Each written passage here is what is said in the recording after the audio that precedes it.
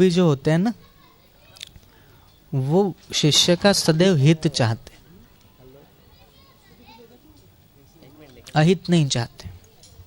ये न के न प्रकार, किसी भी प्रकार से शिष्य के हृदय की खोट निकालने का वो गुरुदेव हमेशा प्रयत्न करते। गुरु गीता में बहुत सुंदर कहा, भिद्यते हृदय ग्रंथि छिद्यन्ते सर्व संशयः।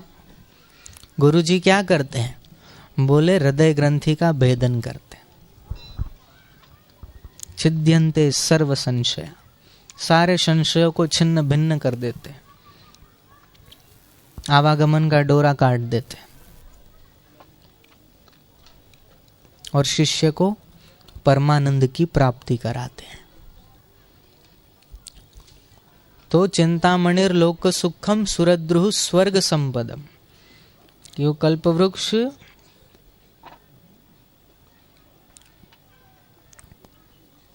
भी मानो मिल जाए, चिंतामणि भी मिल जाए।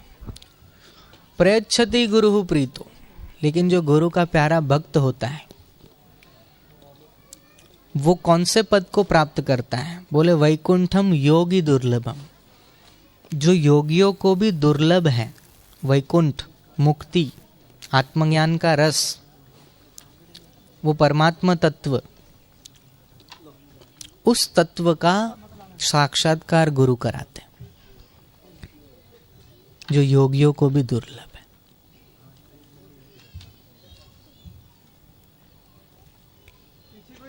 तो दीक्षा लेने से बहुत सारे जीवन में चमत्कार होते हैं। आज के बाद आपके जीवन में कभी भी कोई भी परेशानी हो ना, तो आप चिंता मत करना।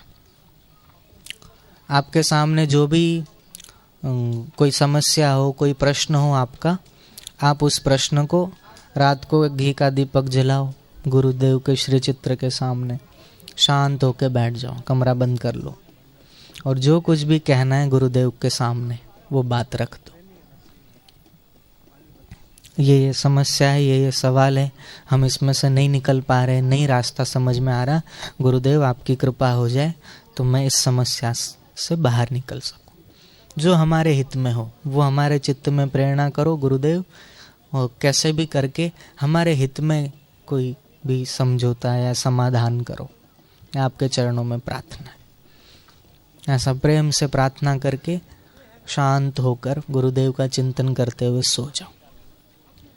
कई ऐसे साधक हैं जो ये प्रयोग उन्होंने किया और गुरुदेव ने सपने में आकर कहा कि बेटा ये करना तो निवारण हो जाएगा, ये करना, या चित्त में प्रेरणा होती है कि जा ये कर, ये कर, ये कर। वो अनुभव सुना है आपने? एक चाय वाला था, चाय की दुकान थी, सुबह सुबह में सबको चाय बना के देवे। एक दिन सपने में गुरुजी आए, बोले कल की चाय किसी को मत देना, फेंक देना, पिलाना मत। सपने में गुरुदेव ने आके बोला। असली शिष्य तो गुरु की हर एक आज्ञा का पालन करते हैं। गुरुदेव ने स्वयं सपने में आके बोला है तो अवज्ञा कैसे करे। सुबह में दुकान खुली, वो कैन भर के दूध वाला दूध पहुंचा के गया। अब सामने चाय खरीदने वाले भी तैयार है, भाई तू बना तो हम पिए। अब यहाँ गुरुजी ने मना किया, यहाँ ग्राहक तैयार खड़ा, सामने दूध है, सारा सामान है, अब मना किया है तो कैसे दूं? तो थोड़ा सा उसमें से दूध, बोले फेंके तो कहाँ, तो थोड़ा सा दूध कटोरे में लेकर कुत्ते को पिलाया। तो कुत्ता पीते ही आधे पौने घंटे में तो मर गया। पूरा दूध छान के देखा तो दूध की कैन में मरी हुई छिपकली मिली। उसका तो हृदय गदगद हो गया गुरुदेव के चरणों में कि अगर गुरुदेव ने सपने में नहीं कहा होता तो कोई मर जाता और मेरे माथे पड़ता, कितने बड़े संकट से रक्षा हो गई। तो कभी कभी ऐसी प्रेरणाएं भी होती है। एक बड़ौदा का एक साधक, गुरुदेव ने सपने में आके बोला, बोले बेटा बिस्किट मत खाना, बिस्कुट छोड़ दे, मत खाना। तो सपने में सुना, अब ठीक है नहीं खाऊंगा। कुछ दिन, कुछ महीनों तक नहीं खाया, 6-7 महीने 8 महीने बीत गए, नहीं खाया। तो एक दिन ट्रेन से जा रहा था कहीं, भूख लगी, साथ में जो था वो तो खा लिया, फिर और भूख लगी तो क्या करे, तो वो कोई बिस्किट बेचने आया, वेफर्स ट्रेन में आते हैं ना वो बेचने के लिए, तो वहाँ से एक बिस्किट का पैकेट कुछ वेफर्स लेकर खाने लगा। भूख लगे कुछ तो खाए, शुरू किया। तो अब भारतीय संस्कृति है, हम अकेले अकेले खाए तो अच्छा नहीं, सामने और भी लोग बैठे तो भाई लो तुम भी एक एक दो दो ले लो।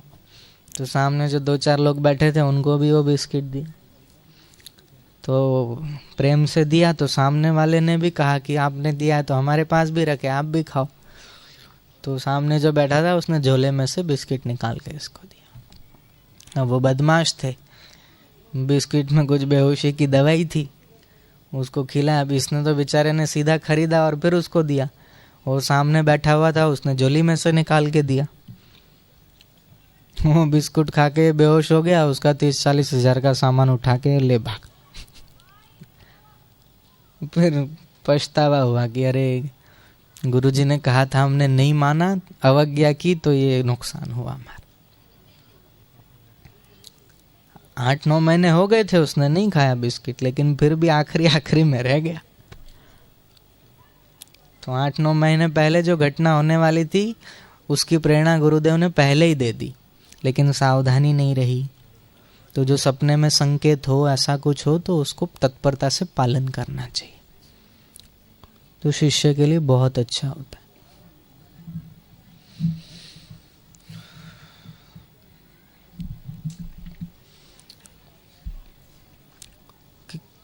गुरुदेव का ज्ञान ऐसा है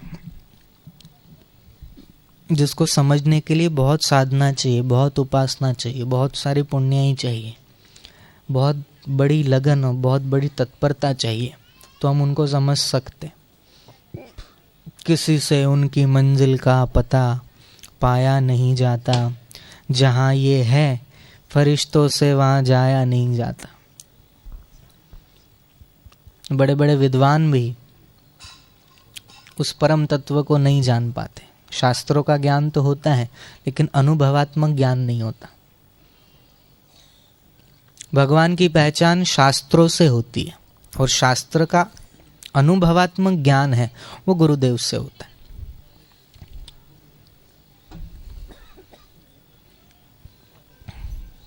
अनुभव में आ जाए। एक तोते को किसी भूदेव ने, किसी ब्राह्मण ने सिखा दिया, बेटा राम राम जपना, राधे श्याम राम राम राम। वो तोता राम राम बोलता तो बहुत सबको अच्छा लगता।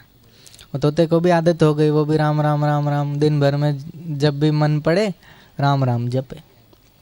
लेकिन तोते को शब्द का तो ज्ञान हो गया, लेकिन अनुभवात्मक ज्ञान तो नहीं हुआ ना। तो राम राम तो सीख गया, लेकिन जब बिल्ली ने आकर झपटा, अब तो अंत समय है, संकट में है, तो उसको अब राम राम का जप करना चाहिए, तो उस समय छोड़ दिया। उस समय टैं टैं करने लगा।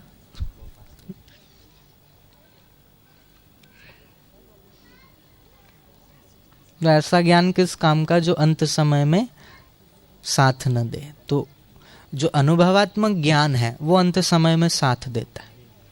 वो अनुभवात्मक ज्ञान कौन करवाता है? गुरुदेव करवाते। एक तोता था, किसी पेड़ पे बैठा, अपनी धुन में कुछ बोले जा रहा था।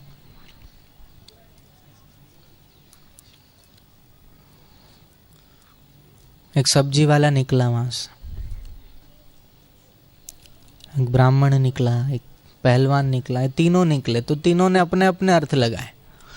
वो पंडित जी जो निकले उन्होंने सोचा कि ये तोता देखो कितना अच्छा है, सीताराम दशरथ सीताराम दशरथ, कितना अच्छा बोल रहा है, सीताराम दशरथ सीताराम दशरथ। पंडित जी का तो हृदय प्रसन्न हो गया कि वाह, ये सुबह सुबह भगवान का नाम सुना रहा है। फिर कुछ काम था वो निकल गए। थोड़ी देर में सब्जी वाला आया, सब्जी वाले ने भी सुना, बोले आहा, ये तोता जरूर किसी सब्जी वाले के घर का होगा। बोले क्यों? क्योंकि ये बोल रहा है लहसुन प्याज अदरक, लहसुन प्याज अदरक, लहसुन प्याज अदरक। वो चला गया। फिर पहलवान आया, पहलवान ने सुना।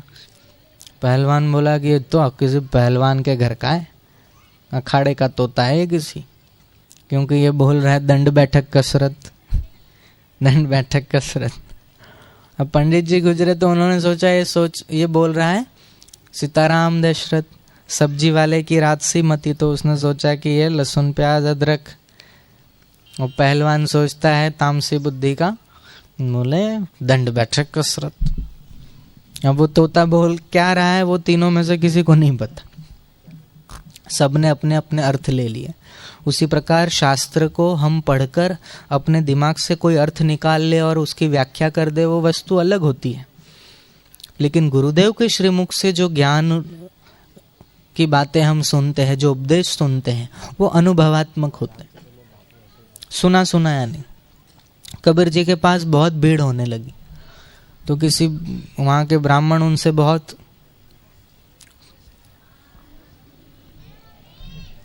गुरुदेव पधार रहे हैं, स्वागत के लिए खड़े हो जाए, जो जहाँ है वहीं बैठ जाना, खड़े होकर जहाँ खड़े हो वहीं बैठ जाना, आगे नहीं आना, है ना।